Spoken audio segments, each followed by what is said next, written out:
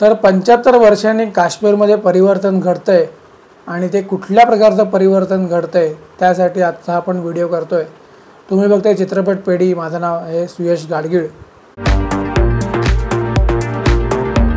तर नमस्कार मित्रांनो, आपण 26 जानेवारी 2025 ला प्रजासत्ताक दिन साजरा केला आणि त्यासाठी मी म्हणजे काही कारणास्तव व्हिडिओ करू शकलो नाही, त्यासाठी क्षमा। पण त्याच प्रजासत्ताक दिनाच्या सगळ्यांना शुभेच्छा देतो आणि होऊन गेलेल्या प्रजासत्ताक दिनाच्या। पण त्या दिवशी जे घडलं त्या गोष्टीचा व्हिडिओ करायचा म्हणून आज हा व्हिडिओ, म्हणजे ती माहिती तुमच्यापर्यंत इतर माध्यमातून पोहोचलीच असेल, पण त्याचा मागचा एक उद्देश कुठला आहे आणि ते कशा प्रकारे जनमानसामध्ये ती भावना पोहोचली पाहिजे यासाठी आजचा हा व्हिडिओ करतोय। तर वंदे भारत म्हणजे जिचा जन्म या भारतामध्ये अश्विनी वैष्णव हे भारताचे रेल्वे मंत्री जे आता आहेत त्यांनीच मागच्या टर्ममध्ये त्या वंदे भारतचं एक रूपांतर म्हणजे नवीन ट्रेन एक प्रकारे भारतामध्ये इंट्रोड्यूस केली। म्हणजे त्या वंदे भारतचे जनक त्यांनाही म्हणू शकतो, म्हणजे अधिकाऱ्यांच्या माध्यमातून त्यांनी केलं। पण त्या मंत्री पद त्यांच्याकडे असताना ती वंदे भारत आपल्या सेवेत आली आणि इतर देशामध्ये सगळीकडे फिरू लागली।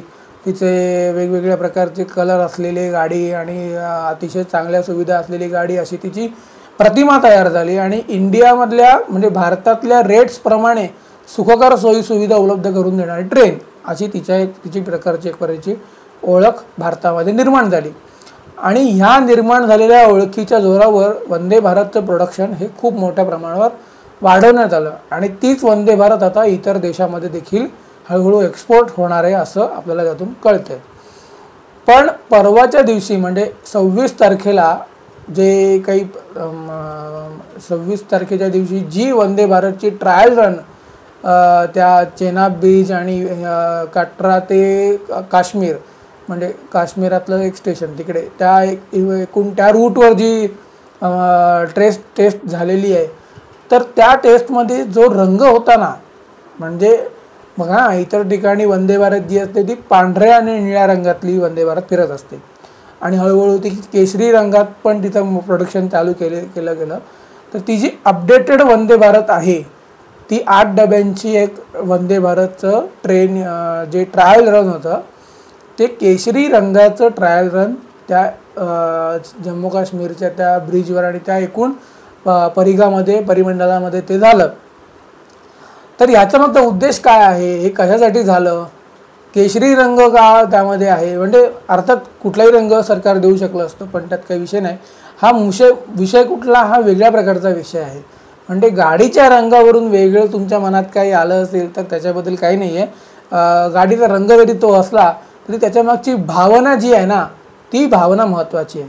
आज आपण महाकुंभाबद्दल सगळ्या गोष्टी ऐकतोय, भारतामध्ये रिलिजियस टुरिझम खूप वाढलं आहे। तर तुम्हाला माहिती आहे की जम्मू हा जो भाग आहे आणि काश्मीर व्हॅली हा जो भाग आहे यामध्ये खूप तफावत आहे। म्हणजे आपण म्हणताना जम्मू आणि काश्मीर असं म्हणतो, त्याच्यामधलं जम्मू हा जो भाग आहे त्या जम्मूमध्ये जी जनता राहते ते जम्मू हे पहिले टेम्पल सिटी वगैरे असं म्हटलं जायचं की तिथे भरपूर मंदिरं अजूनही आहेत। मग त्या टेम्पल रन जे पहिले आता झालं होतं मध्ये इतरांचं, त्याच्याबद्दल नाही बोलत आहे, पण टेम्पलमध्ये जाणार आहे म्हणजे टेम्पल टुरिझम असलेलं शहर असं पहिले त्याला म्हटलं जायचं। आणि त्या टेम्पल टुरिझमवर तिची जी पूर्णपणे जम्मू काश्मीरची अर्थव्यवस्था हीच टुरिझमवर मुळात अवलंबून असल्यामुळे लोक जी फिरायला जातात ती टेम्पलमध्ये जातात आणि त्यातून अर्थव्यवस्था जनरेट होते, हे आपण बघितलेलंच आहे। आणि त्यालाच अनुसरून जी वंदे भारत आत्ता गेलेली आहे की जसं काश्मीरमध्ये म्हणजे वरती काश्मीर व्हॅलीमध्ये राहणारी लोक ही एका विशिष्ट धर्माचं पालन करतात, म्हणजे तिथे त्या धर्माचा प्रभाव जास्ती असल्यामुळे तिथली लोक जी आहेत ती त्या धर्माचे उपासक जास्ती आहेत।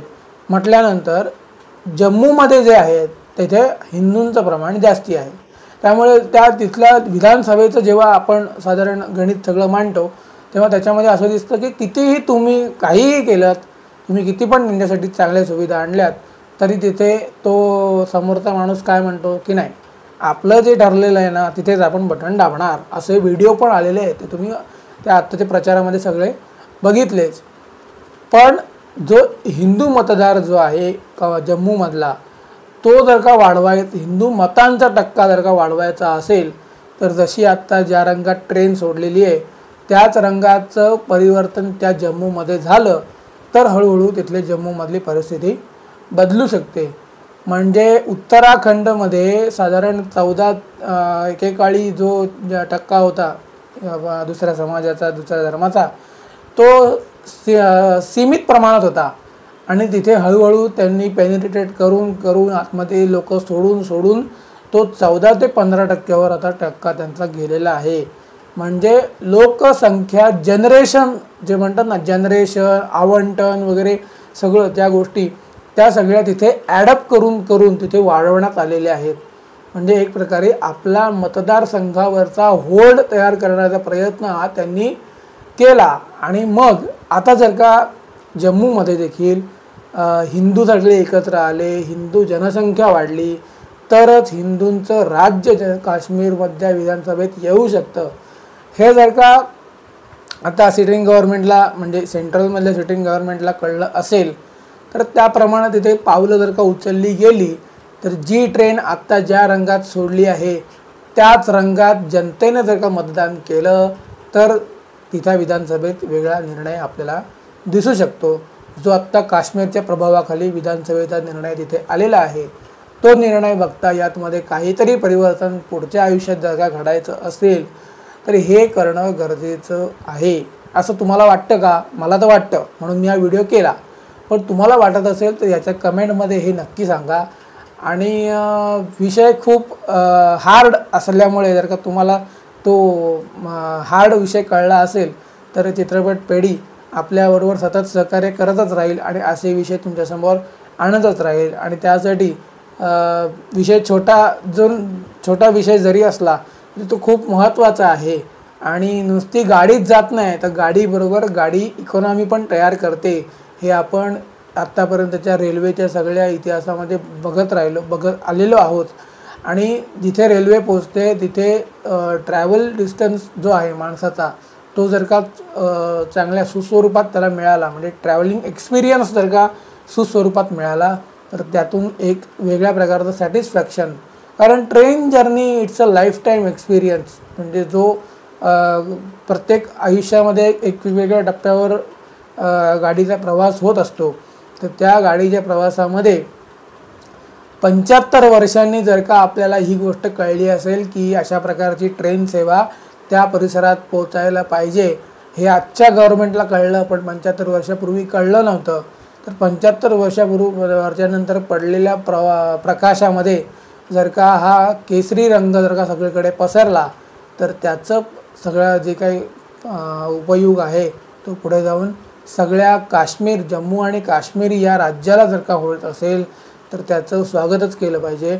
आणि ह्याच्यावर जर का विचार झाला तर त्यातून एक वेगळ्या प्रकारची अर्थनीती काश्मीर आणि जम्मूबद्दल एक वेगळ्या प्रकारची तयार होईलच, हे असं मला वाटतं. तुम्हाला काय वाटतं ते कमेंटमध्ये नक्की सांगा. आणि हा जो विषय तुम्हाला आवडला असेल चित्रपट पेढीला लाईक करा, शेअर करा, सबस्क्राईब करा आणि आपल्या मित्रपरिवाराबरोबर जास्तीत जास्त शेअर करा. आणि याबद्दलचा अभिप्राय नक्की कळवा. आणि तुम्ही हा जो विषय जर का जास्तीत जास्त पोचवलात तर आपलं चॅनल जास्त लोकांपर्यंत पोचेल असं मला वाटतं. तुम्हालाही वाटत असेल तर नक्की पसरवा. त्यासाठी तुम्ही हा व्हिडिओ बघितलात त्यासाठी धन्यवाद.